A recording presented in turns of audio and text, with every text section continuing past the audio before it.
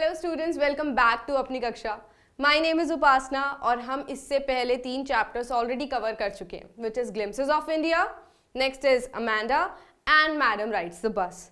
Today we are starting with another poem which is animals. इसके भी notes आपको मिल जाएंगे जिसमें समरी होगी चैप्टर की, पोएटिक डिवाइसेस हैं जो कि बहुत इंपॉर्टेंट है, एंड जो भी एक्सप्लेनेशन होगी चैप्टर की वो भी आपको नोट्स में मिल जाएगी। पोम की एक्सप्लेनेशन बहुत इंपॉर्टेंट होती है ताकि आप अपने आंसर्स को बहुत अच्छे से अटेम्प्ट कर सको। सो let's start with the poem animals. ये पोम लिखी है वॉल्ट विटमैन ने, जो कि बिलीव करते हैं रोमांटिक ट्रेडिशन ऑफ लिटरेचर में। वो बिलीव करते हैं कि एनिमल्स कितने बेटर हैं ह्यूमन बींग से। सारी क्वालिटीज डिस्कस करी हैं उन्होंने इस पोम के अंदर, और लास्ट में ये प्रूव किया है that how animals are better than human beings. वो ये भी कह रहे हैं कि वो किस तरीके से चेंज होना चाहते हैं किसी एनिमल के अंदर ताकि वो एक ऐसी लाइफ जी सके which is free from since and सोरो। सिंस मतलब पाप, सोरो मतलब दुख, क्योंकि एनिमल्स के अंदर ऐसी कोई फीलिंग्स नहीं होती हैं, सिंस और सोरो वाली फीलिंग्स नहीं होती हैं। तो वो यही मेंशन कर रहे हैं that he wants to turn into an animal and live a peaceful life. So let's start with the explanation.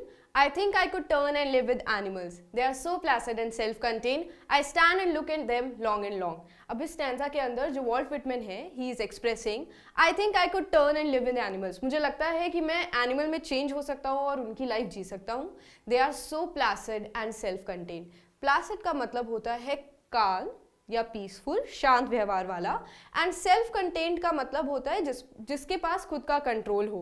तो एनिमल्स की क्वालिटीज यहाँ पर बताई गई हैं, प्लासिड शांत व्यवहार वाला, सेल्फ कंटेन्ड खुद पर कंट्रोल वाला।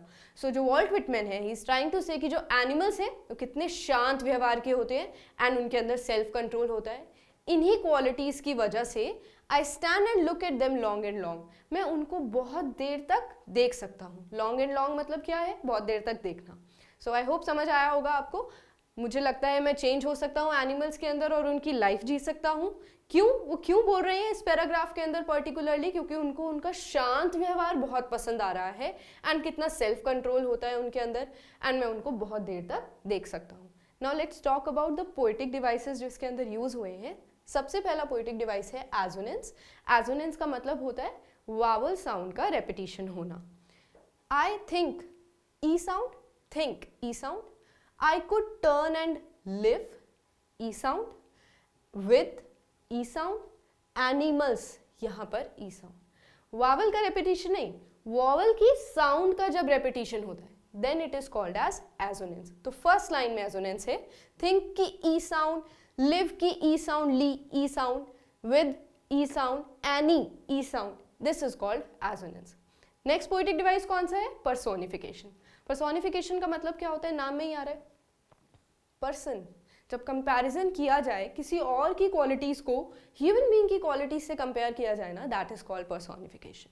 सो प्लासिड, शांत रहना एक ह्यूमन बीइंग का बिहेवियर है। सेल्फ कंटेन्ड, सेल्फ कंट्रोल एक ह्यूमन बीइंग का बिहेवियर है। बट ये डायरेक्टली किससे कंपेयर किया गया है? एनिमल्स के अंदर ये क्वालिटीज डाल दी गई हैं। सो इसके लिए इसको क्या बोलेंगे? पर्सोनिफिकेशन। इसके अलावा और कोई पोएटिक डिवाइस आपको लग रहा है यहाँ पर? Long and long, word repeat हो रहा है ना, तो ये कौन सा पोएटिक डिवाइस होगा? Repetition. Let me right it here for you.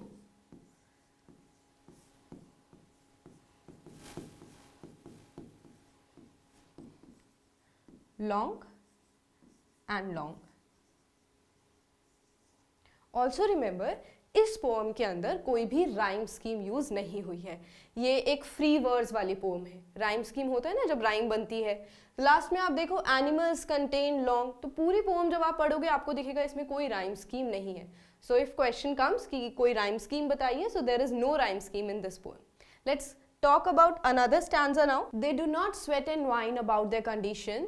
They do not lie awake in the dark and weep for their sins. They do not make me sick discussing their duty to God. अब इस stanza का क्या मतलब है? First line देखते हैं। They do not sweat and whine. वो human beings की तरह रोते नहीं है। वाइन का मतलब क्या होता है? रोना, हर छोटी छोटी चीज को लेकर परेशान हो जाना। अबाउट देयर कंडीशन, वो जिस भी सिचुएशन में है वो परेशान नहीं होते उससे, उस चीज को लेकर रोते नहीं है, जो कि ह्यूमन बींग्स की बहुत ज्यादा आदत होती है। They do not lie awake in the dark. Awake मतलब जागना, डार्क यहाँ पर क्या मतलब है? अंधेरे में, मतलब रात के टाइम पे वो जागते नहीं हैं। And weep for their since, weep का मतलब भी क्या होता है? रोना। सिंस मतलब गलत काम या फिर पाप। ठीक है। So just like humans, animals जो होते हैं वो डार्क में, अंधेरे में जाकर या रात को जाकर परेशान नहीं होते हैं, रोते नहीं हैं अपने दुखों के लिए या फिर अपनी कंडीशन के लिए। They do not make me sick discussing their duty to God. यहाँ पर जो मी आया है वो पोर्ट अपने लिए यूज कर रहे हैं। मेक मी सिक मतलब किसी चीज से परेशान हो जाना, दैट इज मेक मी सिक। सो यहाँ पर एनिमल्स ना बहुत अच्छे लग रहे हैं पोर्ट को, क्योंकि ह्यूमन बींग्स की एक आदत होती है जब उनकी कंडीशन अच्छी नहीं होती है या फिर वो किसी प्रॉब्लम में आ जाते हैं तो they start complaining, they start crying about their condition. Animals के अंदर ऐसा देखने को नहीं मिलता है। ऑल्सो ह्यूमन बींग्स की जो आदत होती है ना भगवान से अपनी इच्छाएं मांगने की, गलतियों के लिए माफी मांगने की, ये सारी आदतें एनिमल्स में देखने को नहीं मिलती हैं। इसी हैबिट को पोएट एडमायर कर रहे हैं, that they do not make me sick. ये सब मुझे परेशान नहीं करते हैं एनिमल्स, जैसे कि ह्यूमंस का बिहेवियर होता है, गलती करते हैं, माफी मांगते हैं, उनके डिजायर्स कभी खत्म नहीं होते हैं। बिल्कुल अपोजिट है एनिमल्स के अंदर। उनके अंदर ऐसा कुछ भी नहीं है कि उनके कोई भगवान है, उनसे उनको माफी मांगनी है, या फिर उनकी लाइफ में ऐसा कोई सिंस नहीं है। कितने पीसफुल लाइफ जी रहे हैं वो। दे do not sweat and wine about their condition. उनकी जो भी कंडीशन है उसको देखकर वो रोते नहीं है या फिर परेशान नहीं होते। दे do not lie awake in the dark and weep for their since. ये एक ह्यूमन बीइंग की हैबिट है। रात को जो भी उन्होंने, होता है ना ऐसे, रात को एक इमोशनल टाइम होता है, जो भी हैबिट्स होती हैं, बुरी आदतें होती हैं, वो याद आती हैं, एंड देन भगवान को याद करते हैं लोग, उनसे माफिया मांगते हैं अपने काम के लिए, जो भी उन्होंने गलत काम किया होता है, या फिर वो अपने डिजायर्स के लिए भगवान की पूजा करते हैं। एनिमल्स के अंदर ऐसा कुछ भी नहीं है according to Walt Whitman. Now let's talk about the poetic devices in this stanza. The first one is anaphora. ये आपको नया लग रहा होगा बट बहुत इजी पोएटिक डिवाइस है। आप ये लाइंस देख रहे हो, तीनों लाइन लगातार आ रही हैं और इनकी जो बिगनिंग है वो तीनों की सेम है। They do not, they do not, they do not. जब ऐसा पोएटिक डिवाइस देखने को मिलता है that is called as anaphora. उसके बाद दूसरा वाला है मेटाफर। आपको पता होना चाहिए मेटाफर क्या होता है, जब एक डायरेक्ट कंपैरिजन होता है चीज़ों के बीच में। सो यहाँ पर जो sweat and wine, sweat and wine, animal sweating नहीं करते, रोते नहीं है अपनी कंडीशन के लिए, तो ह्यूमन बींग्स की हैबिट है, बट यहाँ पर डायरेक्टली यूज कर दिया ना उनके लिए, they do not sweat and wine. तो ये किसका एग्जाम्पल हो गया, मेटाफर का। उसके बाद है एलिट्रेशन। एलिट्रेशन में क्या होता है, जब वर्ड्स की स्टार्टिंग के जो लेटर्स होते हैं वो सेम होते हैं। For example make me, make का एम और मी का भी एम बार बार आ रहा है, रिपीट हो रहा है, that is called as alliteration. तो ये तीन पोएटिक डिवाइसेस इसके अंदर हैं। आई होप इसका मीनिंग समझ आ गया होगा। चलिए नेक्स्ट स्टैंजा पे चलते हैं। Not one is dissatisfied, not one is demented with the mania of owning things, not one needs to another, no to his kind that lived thousands of years ago. Not one is respectable or unhappy over the whole earth. Now in this stanza, not one is dissatisfied. The poet is saying कोई भी ऐसा animal नहीं है जो उन्होंने देखा हो who is not satisfied with the condition. वो जिसमें भी है सेटिस्फाइड होते हैं, unlike human beings. Human beings हमेशा अपनी कंडीशन के लिए ना रोते ही रहते हैं। Not one is demented with the mania of owning things. Demented मतलब मैडनेस, पागलपन। जैसे ह्यूमन बींग्स में ना किसी चीज को लेकर या उनके डिजायर्स को लेकर एक पागलपन होता है कि मुझे ये भी चाहिए, मुझे वो भी चाहिए, मेरे पास ये भी होना चाहिए, वो भी होना चाहिए, सारी चीजें होती है ना ह्यूमन बींग्स की हैबिट। एनिमल्स के अंदर तो ऐसा कुछ भी नहीं है। डिमेंटेड मतलब मैडनेस, मेनिया मतलब ऑब्सेशन। जब आप किसी चीज को बहुत ज्यादा, आपको चाहिए होती है कोई चीज, या आप किसी चीज को बहुत ज्यादा प्रेज करते हो ना, that is obsession. So human beings की हैबिट होती है। Next is not one needs to another, no to his kind that live thousands of years ago. Human beings ancestors को के आगे नील करते हैं। नील करना मतलब बेंड हो जाना, अपना सर झुकाना।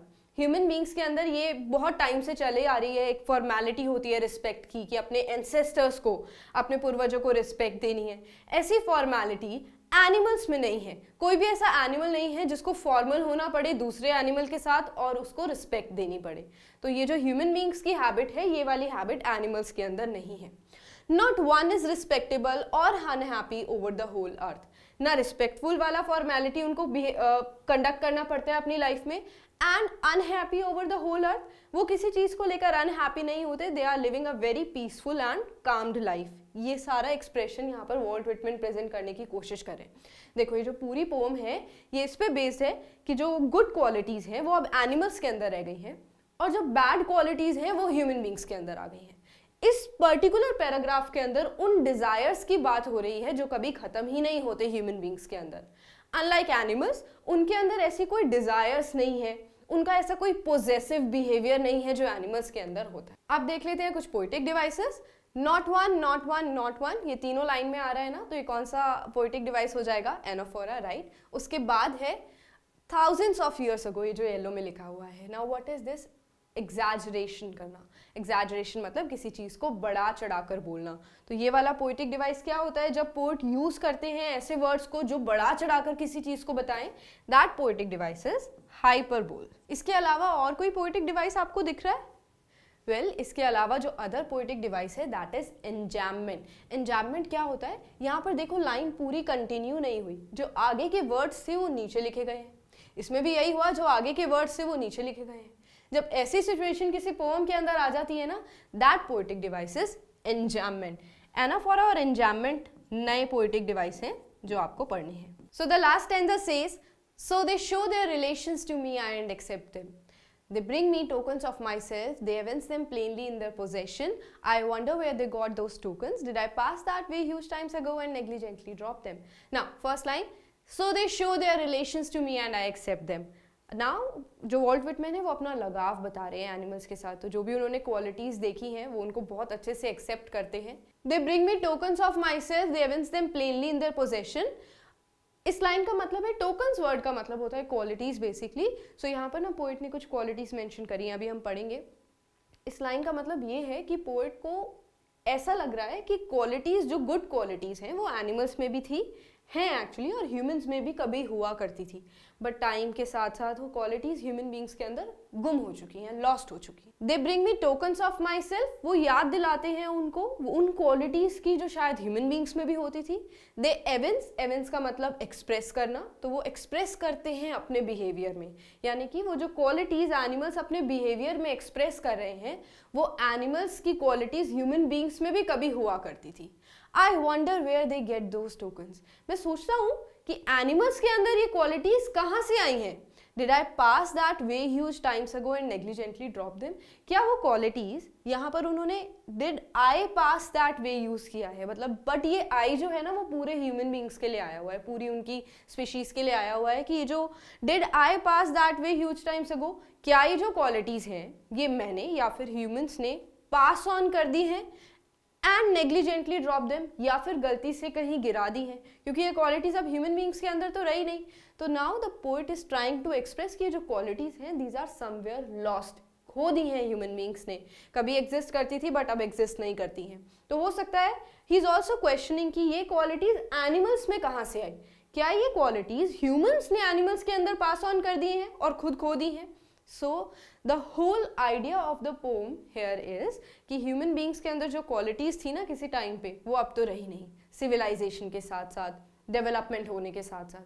बट एनिमल्स को जहाँ पर हम देखें उनके अंदर ये सारे जो बुरी आदतें हैं ये नहीं है. दे पोजेस लव, उनके अंदर सिर्फ इनोसेंस वाले बिहेवियर है. मैंने आपके लिए यहाँ क्वालिटीज़ लिख दी हैं. These are the good qualities जो एनिमल्स के अंदर हैं, जैसे कि kindness, innocence, self containment, satisfaction and sharing. ये सारी गुड क्वालिटीज़ हैं जो एनिमल्स एक्सप्रेस करते हैं. उसके बाद ये सारी क्वालिटीज़ हैं जो ह्यूमन बींग्स के अंदर ज़्यादा रिफ्लेक्ट होती हैं, specially according to this poem. Selfishness, greed, possessiveness, jealousy. So human beings के अंदर सिर्फ यही वाली लाइफ रह गई है. Then these are the good qualities जो एनिमल्स के अंदर है. Now the poetic devices in this stanza. So they show their relations to me and I accept them. They bring me tokens of myself. They evince them plainly in their possession. तो ये evince के आगे line होनी चाहिए थी but वो next line में continue हुआ है. तो this is what poetic device? Enjambment. I wonder where they get those tokens. Wonder और where का W रिपीट हो रहा है तो ये क्या हो गया? Alliteration. Did I pass that way huge times ago and negligently drop them? Again enjambment. जब नेक्स्ट लाइन में पास ऑन कर दिया जाए. So ये इसके poetic devices थे. That's it. We have completed the poem and understood कि कितने ब्यूटीफुल तरीके से वॉल्ट विटमैन ने कंपैरिजन किया एनिमल्स और ह्यूमंस की क्वालिटीज़ का, एंड उन्होंने प्रूव किया that how the qualities of animals are better than human beings. This is it for today. इतनी सिंपल और ईजी पोएम थी ये. आपको सिर्फ इसमें कुछ वोकैबुलरी वर्ड्स याद करने होंगे आंसर्स को अटेम्प्ट करने के लिए. We will see you in the next video. Till then take care of yourself.